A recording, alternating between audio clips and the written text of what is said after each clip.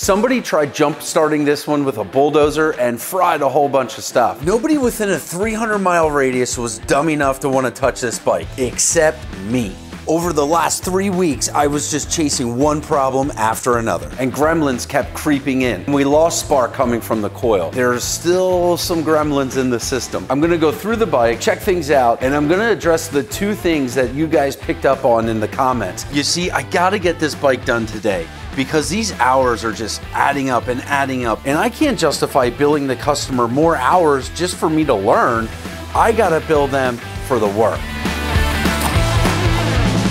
So as I was going over this and I was kind of talking to myself, one of the things I said was, what changed? Somebody picked up on the fact that I put the tank on, and that was in the back of my mind. And here's the reason why. Right here's a lot of the electrical connections. And when the tank sits down over, the tank mounts here and down here, but I could have easily knocked a connector loose. The wires were already pinned, but I had to put the connectors on. So maybe I have a loose wire there as well. It's definitely something we're gonna check out. So I grabbed my multimeter, put on the tone setting, and start testing continuity.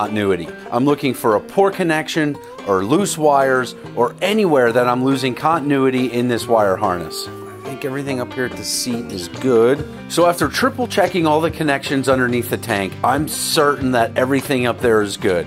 Now the next thing is to move back down through the harness and check every connector as we go. If I can't find anything there, I'm just gonna sit back and stare at it until something comes to mind. Okay, the second thing that was really popular in the comments was the timing, and I 100% agree. It sounded awful, and I think I figured out why.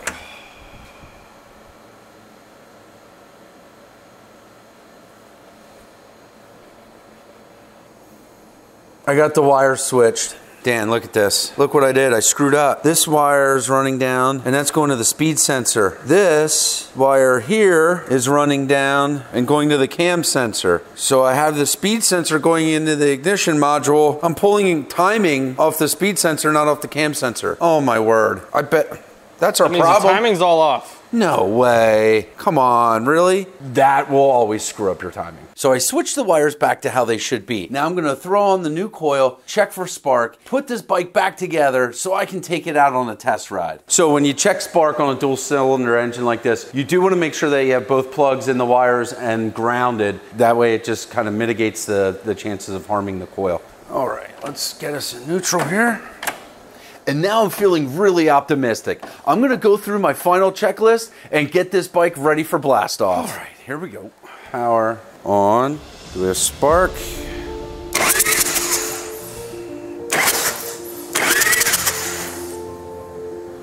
We got spark, and it looks like we got the right spark. That's all showing up good. Is that flashing?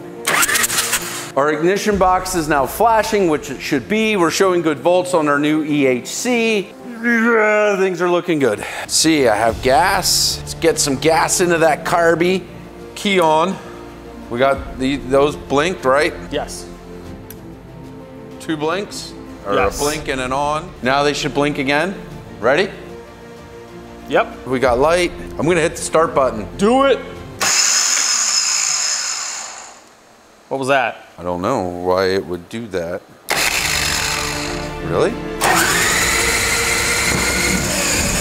Come on! Come on! Come on! Yeah! Yeah!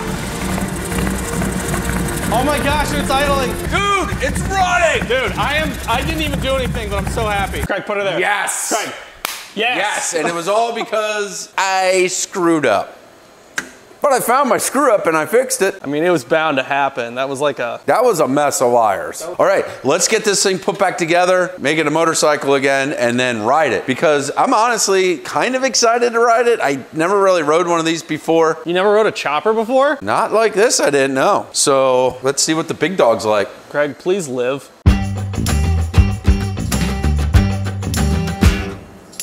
Clean the shards off the drain plug.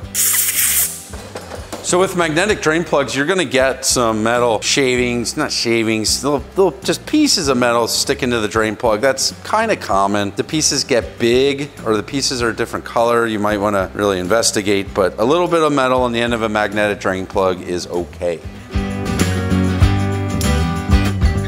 BDM. And it's coming together. Craig, what happened to your arm? Crashed a pit bike. Where'd you do that? Vintage days. What were you doing in vintage days? Having a blast.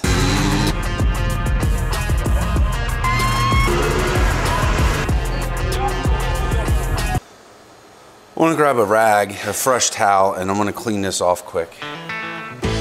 So shiny.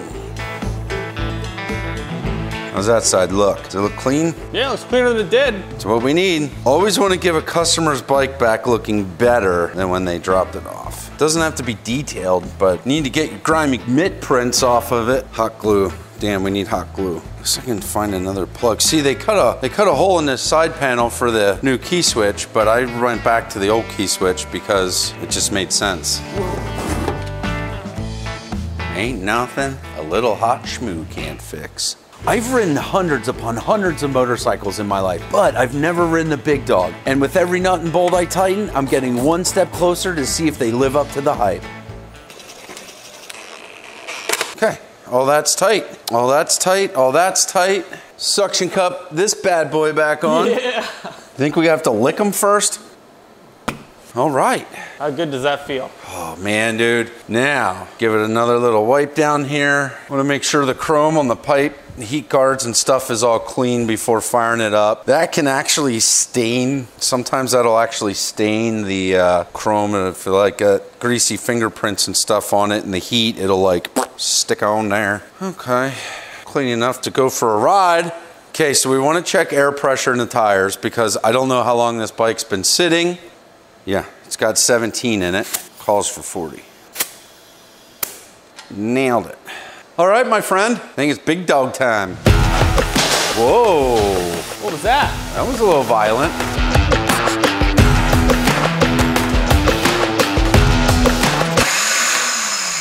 No way. That's not the same sound though. Yeah, it is. It is? Why is it doing that? Why would it? Because this bike is cursed. It is. What the heck? It's just like, it's the appendix on the starter. So we're about to go out on a test ride and the starter starts acting goofy again. I'm starting to hate this bike. What are you, Dan? Startering to hate this bike? Startering to hate this bike.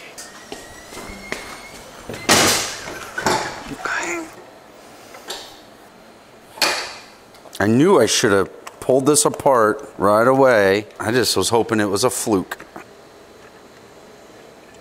Whoa, that's a thing. The bolt backed out. How could that happen? It's tabbed. How? It knocked the tab off the... I have never seen that before. So like there's supposed to be this tab and that tab goes into this slot from here to there. So that holds this from moving. Then you put your bolt in and then you take this tab and you knock that against the flat of the bolt and then everything's locked in place. But that tab broke off and that allowed my appendix gear and everything else to come undone. Okay, here we go. So this is what it's supposed to look like. And you have this tab. That tab is what broke off. Tab's in place. That's looking good. I've never seen that before. Big Dog's just full of surprises. Sure is. Man, that's weird. Put it all back together and find out what the next thing is. Find out what the next problem's gonna be. Yeah. Okay, now we're back to where we just were 20 minutes ago. Be a mechanic, they said. It'll be fun, they said. Put your misadventures on YouTube, they said. All right, how many fixes is this? 14 and a half.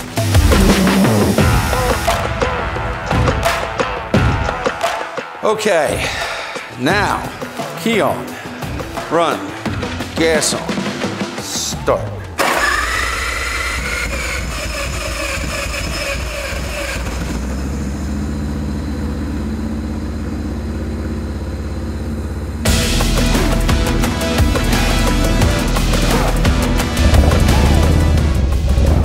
First time riding the big dog chopper. Speed bump here. Man, gotta love a hardtail. Hey. I'd say it's comfortable. Feet are in a decent position. I'm a little stretched up top here, but it's not horrible. I think the thing though with these bikes is they're meant to be seen, not ridden, if that makes sense. Like, you're not gonna hop on one of these bikes and go for a 3-day ride with your buddies. This is more of a look cool when you pull into the bar kind of a bike, or the local pancake breakfast. I could have fun on a bike like this, I think, for a day, but that would be about it. It's not really my style. Initial impression, it's not horrible. I like this engine though. I like the S&S 107. It's just a good stout motor. And this thing has the Baker 6-speed in it. And that's really cool. We got some S-turns here. We're gonna see what these feel like on the bike.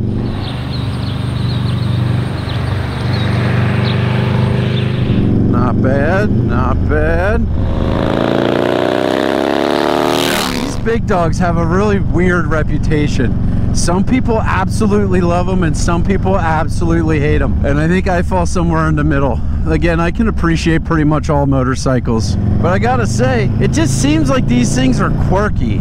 But now that I got most of the, or all the quirks worked out, it is running good. So yeah, with good components, an S&S motor, a Baker transmission, nicely machined pieces, it's not a bad riding bike if you don't mind hardtail and raked out front ends and that sort of thing. Can't see it, but right there's the house I grew up in. Whee! Jumped that hill one day on the way home from school. My buddy jumped it. He was driving in a Dodge Omni. Knocked a hole in his oil pan when we landed. Used to spend a lot of time on that farm there as a kid. Little tour by Craig. This is my old driveway. It's where my best friend lived growing up. After cruising around the back roads for a while and giving this bike a good shakedown, it's time to take it back to where it all began.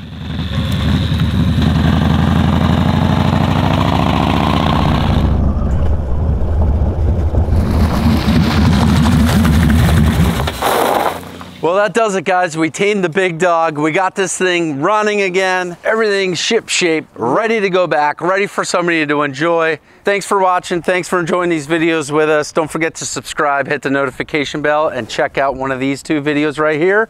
I know you're gonna love it. See ya. How